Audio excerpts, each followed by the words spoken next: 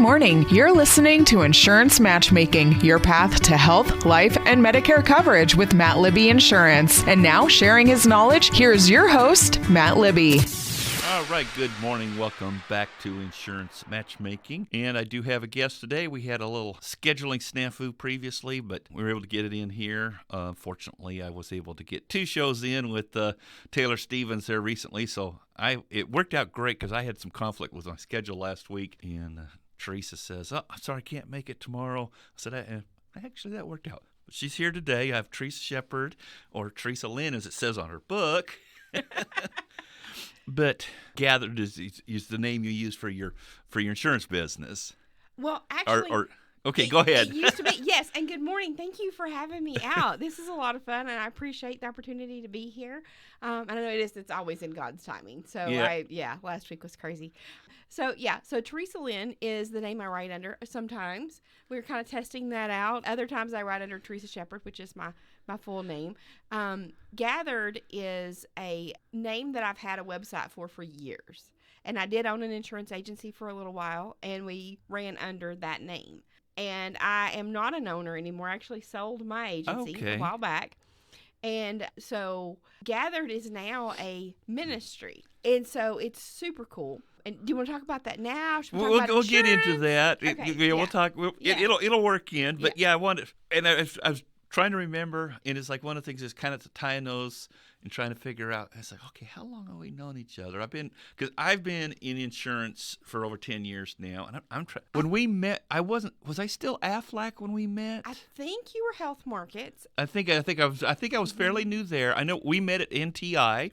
And I think that's where we met. It was when we were meeting at Faith Promise. I think we did, and I invited you to a seminar we were hosting. It was a networking event, and you agreed to not only come but to help sponsor. Yep. And I brought the bottled water. You did, yes. Well, but that counted, and every sponsor counted, and so I think it turned out to be a pretty decent event. It really was, yeah. And made some lasting connections, including you. And I think if I remember correctly, at that time, because remember, this is insurance matchmaking, and one of the things I don't do, and we use the terms PNC, and usually the general public doesn't know what we're talking about. I don't do that. So that's been Teresa's specialty. But if I'm remembering correctly, when we met and we had coffee at McDonald's, your niche at that time was you were insuring churches. Yes, churches and nonprofits. And I have been on the PNC side my entire career. I've been in the insurance industry for about 27 years. I am licensed for life and health, but the health market is so vastly different from PNC. It's like an entire different world. And so I was thankful when we met because I was able to send somebody who was knowledgeable to my people who were asking me questions that I didn't have any answers for. Right. And I realized I want to introduce this or mention this, but I want to do it in a HIPAA compliant way. And that is, I say Teresa's paid me one of the highest compliments, and it had, and my thing is when another insurance agent actually refers their family members to me. Thank you for that. I referred my parents to you, and I think I can say that without violating. You can say it. I'd say I can't. That's what. Yeah, I did. I referred my parents over to Matt, and he did a great job with them. And then, I guess it was a couple years later. It was recently. I had a huge problem, and I called Matt, and I said, "Hey, this is going on, and I don't know what to do or how to fix it." And can we talk about the problem a little bit? Yeah, if whatever you're willing to share on that, I'm fine. Well, I think maybe other people might be facing that same kind of, and it's a huge thing. Yeah. So a lot of times, retired folks, they have a very limited income. Mm-hmm. And even if they don't, the money that they get is theirs. And so with Medicare and the supplements as you get older, if you don't file all your reports with the state, you can lose funding, right? Right. Do I understand how it happened? Yeah. Okay. So my parents were a victim of that. They got a notice that their monthly payment amount was going to be less by several $100s. And, oh my gosh, I don't know what to do. And so we were trying to work around it and those sort of things. But when I called Matt, he's like, oh, they probably didn't recertify. Let me email you a form. And then you fill out this form, you send it to the state, and it kind of corrects that problem. And that's life-changing for somebody in their situation. The amount that the government was going to take from them equaled the amount of their monthly mortgage payment. Yeah. And so I would encourage you, if you're facing something like that, talk to Matt or somebody like Matt who can help you navigate the system. Yeah, and you said somebody like me. As I do my my Medicare 101, welcome to Medicare workshops. I did one the other night, and I told people, I was like, talk to somebody like me. I said, I hope you come to me because that's my business. But one of my catchphrases is don't call Joe. If you've watched any of the old TV shows, you're like you mentioned, your parents, they're probably watching Me TV or, those old TV shows, and they're watching Little House on the Prairie and Love Boat and Gunsmoke, all those old TV shows that we grew up with and they grew up with. And all these commercials come on, and it used to be just kind of in the fall during the mass enrollment time, but now they're very misleading. And Joe Namath was one of the first spokespersons that come out on that. So, my thing is don't call Joe, because you call that 800 number, they may say they're the Medicare helpline. And again, just like me, they are not part of the government.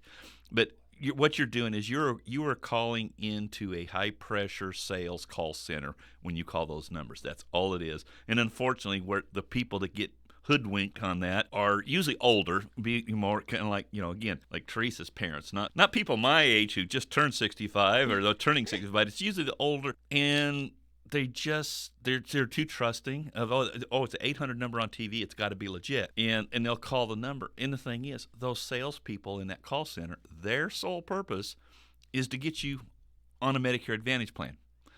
And nothing against Medicare Advantage plans. You may be on one, but that plan's working for you. You don't need to switch, but you think you're missing out. And like Teresa was talking about with her parents, that the reason their check went down was they're supplemented by the state, which is through the TennCare system. It doesn't mean necessarily that there's 3 levels of support that someone on Medicare can get. The first one starts out from Social Security, is a subsidy. It's called the low-income subsidy. They like to call it extra helps. It's a little more politically correct, but it helps with the Part D, the drug portion of their Medicare. That's the level of you can earn the highest amount of income and still be eligible for assistance. So it's not a high income, but it's a low-income person, but they're just barely low income in the government sense, and they can get assistance through that. Then if their income's a little bit lower, they can get, and it's called SLMB, and I'm not going to go into what it stands for. You'll forget anyway. But that's a level in between that Social Security assistance and Medicaid. And so, at that level, the state will pay that Part B premium, and that's kind of what Teresa was alluding to, is that premium currently is $174.70 a month. Well, when you were used to having that in your check, and as a couple, that's over $300, and all of a sudden it's not there, that's a big hit. And so that's what we were able to kind of help. The issue on that, is people will see that commercial and go, oh, I can get money back in my check. Well, if the state is already paying that for them, there's no money to get back. It's if you're paying your Part B premium out of your pocket because you don't qualify for assistance. There are some plans that will supplement that. The problem is, though, a lot of times on those plans, whenever they give you something, they always take something away. Free. So if they have really rich dental benefits, they may have a higher hospital copay, or if they're going to pay part of your Part B premium, your other benefits are usually going to cost more, or you'll have a higher maximum out of pocket on that plan. So, and that's where somebody like me, again, somebody like me, doesn't have to be me, but can help you figure that out, which plan might work for you. I got in a little trouble with the recent library that there was something I forgot to turn off or plug back in or something. So they're like, hey, watch that. And it's like, oh, yeah, because, I usually do the old Boy Scout philosophy of leave it better than you found it. I do the same thing with my clients and potential clients. If I can't leave you better off than you are, I am not going to recommend you change your plan. I think that's a good philosophy. And I personally, and this is not what you recommend, and if it's not, I'm sorry. Yeah. But I think it's good to work with somebody in your region, somebody that kind of understands your way of life, right? And what it might be like in your communities. Yeah, that's the thing. And I have licenses in multiple states. I had, of course, Tennessee. It's my resident license, and I added Kentucky. And I'm trying to think if I did that first. I grew up in Southwest Washington. I got a lot of family out there, so I went ahead and got a Washington and Oregon license because I figured, well, if I'm home visiting family, or if I am, doing something like that I might be able to write some business when I'm on that trip, or if somebody contacts me. I actually had somebody reach out to me yesterday, just asking me some general Medicare questions. But you understand that region. That's yeah, I understand the region, but when it comes to what I do, understanding the doctor networks and the hospitals and things like that are key too, and that's one of the big things. And the thing is, I write for national companies, but it was really kind of I don't want to say rude awakening, but it was really quite a surprise when I first started working with people in Kentucky and the plans that I wrote here in Tennessee that were also, the companies were also available in Kentucky. The plans weren't the same. There was, the features just weren't the same. It's like the copay on this one was different than that. Like here the per day in the hospital was $250 and that one was $300, or doctor copay was $5 difference. And it was like, oh wow, these are not that much. I expected to be more similar, so it took a little bit there. And that's what I'm saying. If you're talking to somebody at a hunter number somewhere across the country, they may know the plans fairly well, but they don't necessarily know. I guess I can use their name, Summit Medical Group, huge in the Knoxville area, and for years they only accepted one Medicare Advantage company. So it was like I knew as soon as I talked to somebody, oh, your doctor, usually that was one of my first questions.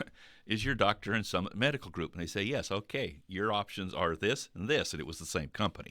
Yeah, well, and that is the value with being regional. And like you're bringing out about Kentucky, and I'm glad you've learned it because you are pretty close to the border here. Right. Yeah, and I love Kentucky. It's beautiful there, but even in the P&C world with insurance, the laws, the industry culture in Kentucky is vastly different from Tennessee. It's crazy. They even have this no-fault law for auto insurance. No, auto, yeah. So and some states do that, and so I'm not knocking Kentucky because again it's gorgeous up there, but it is different. Yeah. And they play by a different set of rules when it comes to insurance. And especially with insurance, you go with what you know, what you're familiar with. That when you learn a certain type of policy, that's kind of, the first policy you sell is probably the one you'll sell the most of because now you're the most familiar with it. And so you go with that way. So believe it or not, Teresa, we are actually coming up on our first break. Oh. And we've barely cracked the surface. Cool beans. So we'll be back here after we take a breather and get some commercials to help pay to keep this radio station on the air. Do you have material left over from your last completed home project? Or have you redecorated and have good quality home decor pieces that need a new home? The Upper Cumberland Habitat for Humanity Restore needs your donations now. Do yourself and your community a huge service by clearing out that clutter and making sure it'll be put to good use by those in your community who need it most. Stop by our location today at 560 South Jefferson Avenue in Cookeville and make your donations today. What's your internet experience like? If you regularly lose your internet connection, consider Gig Speed Internet from Twin Lakes. Stream your favorite shows, play the latest games, and connect with friends and family without interruption. With Gig Speed starting at just $64.99 per month, there's never been a better time to switch. Experience the power of fiber with Twin Lakes. Call 800-644-8582 or visit twinlakes.net. And now, back to Insurance Matchmaking with Matt Libby Insurance. All right, and we are back to Insurance Matchmaking. Again, I'm here with my guest today, Teresa Sheppard. And I was going to comment when you were talking about you write your book under you're using the pen name Teresa Lynn, and I was like, they're probably less apt to misspell Lynn than Sheppard. That's true. There's probably a million ways to spell Sheppard. I always have to stop and think because yours is the double P, right? It is. Yeah. And in some people it's Sheppard, and sometimes it's Shephard. Exactly. Yes. Yes. And so we get Mine's that the a lot. correct one. And remember, and you don't use an H in Teresa. See, so first name and last name, she's got it going both ways to get it spelled wrong. That's why my website is gathered and not my name. Yeah. Well, and that's branding. It's like I've got two. I've got my website. It's MattLibbyInsurance.com. But when I started the show, I've got a second website that's just for the show here, which is InsuranceMatchmaking.com. Nice. Which is how I. And partly how I came up with the name for the show. I wanted to do Insurance Matchmaker. InsuranceMatchmaker.com, of course, was taken by somebody else. So I thought, okay, actually, I brought one with me. It all started with, I was at a conference, an insurance conference, and somebody had Matchbook. And their Matchbook was just a different, it was a modified business card. It was just their name, their company name, their address or whatever. I thought, oh, that's really nice. And I was like, I got to be more clever than that. So mine says, find your insurance match. That is cute. And then it's got the information for my number, and it's got QR code here. So you scan the QR code, you get the website for this show, and on the website, there's YouTube recordings of all of these programs, so you'll get copies of that and be able to share those. So that was kind of fun. And so I was talking about in the branding. So like you said, you did the gathered, you did the the conference, and did that. And you said you recently sold your agency. Mm-hmm. Yes. So you have a couple things you want to talk about, and I think we're going to probably have time to get in a couple of shows today because, like I said, we already hit that 14-minute mark, and you've barely talked at all. I've been monopolizing here. So, what you want to talk about your book? You mentioned the food truck. Okay, yeah. So let's just maybe just talk. How about that? So, my website is gathered.us. I would encourage anybody to go to it. So, yes. So, like you approach work and your sales with this idea of, I'm not going to make a sale. I'm going to go help somebody today. Mm-hmm. And what you're really trying to do is what I consider ministry, is you're trying to love on people and do what's best for them. Yeah. And so with that same thing in mind, I was working on a master's thesis for a class I was doing. And they asked, okay, if you were going to create a ministry that could make an impact, what would you do? Uh-huh. And I thought, and I've been, I was churched my whole life. Yeah. And I was just at a loss. And so I thought. And I had this food trailer built a while back. And I hadn't used it. Didn't know what I was going to do with it. Thought about selling it. Mm-hmm. And then I came up with this concept. And it is the thought that kindness is free. And love is kind. But coffee, that's not free. Yeah. So somebody else is going to pay the bill. So all these food trucks that are out and about everywhere are wonderful, and I love them. I don't know if you guys are foodies, but I am such foodie. But sometimes, especially if you have young children, it gets pricey to stop at one of those. Yeah. And there's a ton of ministries geared toward lower income folks. Yeah. There's not much ministry geared toward the people who are in their working years or just anybody as a whole without any kind of requirements. Okay. No matter who you are, what you are, rich, Right. poor, young, old, whatever, come to this ministry. And I wanted this to be an all-encompassing, if you're a human, then you're welcome at this ministry. Let us love on you. Yeah. So the idea is pretty simple. We offer pastries and coffees, teas, various beverages. The pastries, the baked goods may vary depending on the location and the day. But you'll come up to the trailer just like you would any food trailer, and you'll make your order. And then it's just free. And so just because we love you. And if you want to, there'll be a box somewhere on the site. If you want to donate to pay it forward, cool. If you don't, cool. We're never going to know if you in particular did or not. Okay, because you had the box kind of set aside, so you're not really it's like you're not watching them. Yeah, so it's anonymous. If you want to, fine. If you can, great. If you don't, that's okay too. Even you mentioned that just made me thinking that, well, of course, what they say, some people listen and some people listen to be able to answer. Don't really listen. But no, it just when you said that about the box, I feel a little nervous. One of the things I talk about is my involvement as an usher at Life Church here in Cookeville. And because of COVID, one of the things that changed COVID was, if you've got, as Teresa says, she's been churched all her life. You're very familiar with passing the plate. Mm-hmm. Well, because of COVID, we stopped passing the plate. So now, as ushers, we of course, you can do it online, or you can send in a check. There's several different ways that you can pay your offering. But one of the ways we do, if people want to, they want to be able to put it in the plate, so to speak, we have little buckets that we stand at the door, and people can put their right. So nobody really knows who did or didn't. You don't know. Yeah, you don't know. But it's like I always wonder. Sometimes, are people nervous about putting it in front of me? Hey, I don't want this guy to know what I'm putting in. And they may be, because But that was always when you get the plate and it's empty, and it's like you're the first one to put something in, and it's like, well, the next person's going to know what I put in because there wasn't anything in there. And it could be either way. You could be putting in this tiny little bit because that's all you have, or you could be being very generous. Yeah. And you may not want someone to know that you were that generous. But I love your idea there of how to pay it forward. So where do you set up certain events, or you just pick random spots in town periodically to set up? Or have you really gotten started yet? I guess So we launch in May. Okay. And we want it to be random. So we'll announce it on the website and on the internet, of course. Mm-hmm.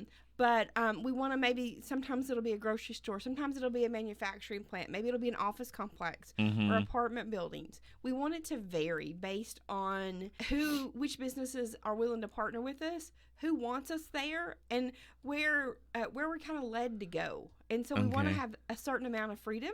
So we will post our upcoming list like 2 weeks out. And then if we have a pop-up event where it's just kind of spur of the moment, we'll post that too.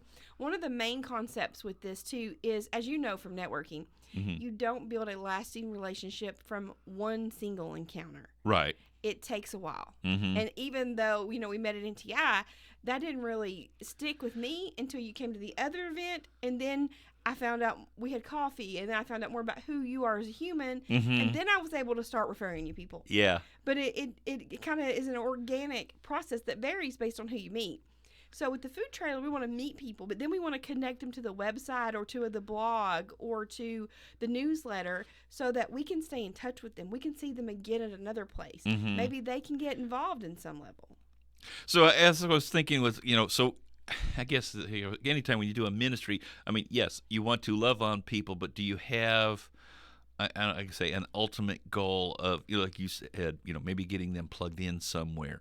Well, are you wanting to do, using your coffee trailer as an outreach to get people involved in some of your other ministries? Yeah, there's a few goals there. One of the goals is that you don't have to be a Christian. You don't even have to like Christians to come. If you are from an alternative you just have to like coffee, right? You have or tea or water or whatever we have to offer that day. But we want you to know, because sometimes Christians get a bad rep for not loving people and for being judgmental or mean or unkind. Right. So no matter who you are, what you're going through, where you're at, we want you to know that you can come by, you can have a drink. We're not going to judge you. We're not going to hit you in the head with a Bible. We're going to just welcome you and love you. Yeah. And if you want to connect beyond that, cool. If you don't, we're not going to initiate that with you. Right. So that's one thing. It's just showing people love, because Jesus didn't force people to love him. It just, they did, because he was Jesus. Yeah. And not everybody did. And we know everybody won't love us, but we're going to love them. And the second thing that we want to do is to connect people to our ministry. And we have a lot of things online. Christy Cooper is one of my partners. She is really strong with devotional kind of ministry. And so she's speaking life into people. And it's wonderful. And then maybe the third thing is I have a huge passion right now for church, because I feel like a lot of people are it's imploding from even inside the church. And there's a lot of negativity out there. So I would love to at least sponsor some links or some stickers or something to say, hey, if you want more outside of this, you can go to these 5 churches or these 10 churches. And not that they're inclusive, but just to give people an idea of what's near them. Right. All right. And well, one of the things we still got, we're doing pretty good on time today here, but Teresa's also joined another club here recently. Oh, we can always talk about that. How old is your grandson? Or his granddaughter? Granddaughter, yeah. She turned 1 on March the 10th. Her name is Ruby. Ruby, okay. Yeah, I think the older names are kind of popular right now. Now, did she get the red hair? Or She actually, neither of her parents are red, but she does. Oh, I have thought your son had red hair. He's kind of a blonde, but he had a ginger tone. Ginger, yeah, that's what I was thinking. Okay. Yeah, and she's got a little ginger tone to her. Okay. Yeah, she's perfect, and you've got some grandkids, right? Yeah. And the youngest is he's let's see. No, he's not a month old yet. He's new. Because he came up being at the end of February, and my daughter was not. But he was born with a full head of hair. I mean, his hair hangs over his ears. Oh my gosh, he's probably got more hair than our baby. Yeah, I'm used to mine. It had a little while before they had hair. But yeah, and he had to try to outdo his older brother. When Thomas was born, Thomas had some fluid on the lungs. He got amniotic fluid, and so born here. Had to go to Vanderbilt, so he's, the day he was born, he had to go to Vanderbilt in the NICU there. And then, but Christopher did fine, went home after a couple days, and then went in for his 1-week checkup and was jaundiced. And so he spent that night in the hospital, and they were able to go home the next evening, but he spent more than 24 hours that day in the hospital. So he's doing well now. He's doing well now. It was a little scary, but he's doing fine. And that's something else I wish people understood, that children really are a gift from God. Family is a gift from God. And we just would love for everybody to know that and experience that joy and truly value family. And that's part of why we're in Cookeville. As we've mentioned, Teresa and I met. We're in East Tennessee. I lived in Oak Ridge. She's in the Knoxville area.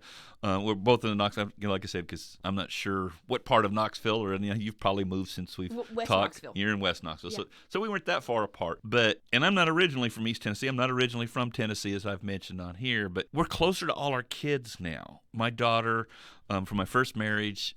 She stayed close to her mother, and she's in Clarksville near Fort Campbell, where I served for several years, but we're an hour and a half closer to them, so it's a little easier to see them, because we'd go to for a soccer game, and if we were just going or for a birthday party and coming back home that day, it was 7 hours on the road, just 3.5 there, 3.5 back. We've cut an hour and a half of that off. So moving. see, that's awesome. Yeah.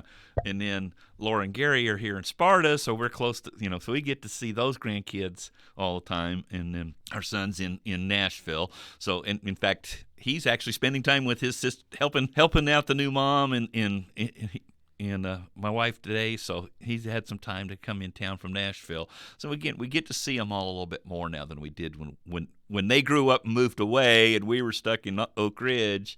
They didn't come see us as often. But it is a joyful thing to have family. Even when it's chaos, there's joy. All right. Well, it looks like we're out of time for this show, but tune in next week. Teresa will probably be back. I mean, sometimes when I split like this, depending on what I do the next week, sometimes that's the second show becomes a backup show for when I can't record. But stay tuned and listen in the next week or two to hear from Teresa again. Thanks for having me. All right. You've been listening to Insurance Matchmaking with Matt Libby, your path to health, life, and Medicare coverage with Matt Libby Insurance.